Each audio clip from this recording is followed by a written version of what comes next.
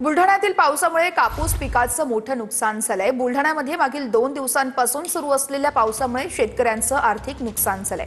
त्यामुळे लवकरात लवकर शासनानं नुकसान भरपाई देण्याची मागणी आता या सगळ्या शेतकऱ्यांकडून केली जाते। गेल्या 2 दिवसांपासून मुसळधार पाऊस पडतोय आणि त्याचमुळे कापूस पिकाचं मोठं नुकसान झालंय।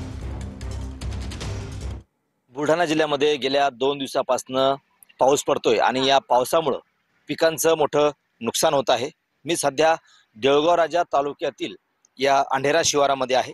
आपण जर पाहिलं तर सध्या शेतामध्ये कपाशी आणि तूर उभी आहे। कपाशी पिकाचं मोठं नुकसान झालंय। ज्या शेतामध्ये कपाशी आता वेचायला आलेली आहे त्या वेचायला आल्या कपाशीचं रात्री आलेल्या पावसामुळे मोठं नुकसान झालेलं आहे। कपाशी ओली झालेली आहे। परिणामी आता ही जी कपाशी जी आहे ही सध्या आता काळी पडत आहे। या कापूस उत्पादक शेतकऱ्यांच्या नुकसानाचे पंचनामे करावे आणि शेतकऱ्यांना नुकसान भरपाई द्यावी अशी मागणी या परिसरातील शेतकऱ्यांची आहे। कॅमेरामन नीलेश देशमुखसह गणेश सोळंकी, TV9 मराठी, अंढेरा।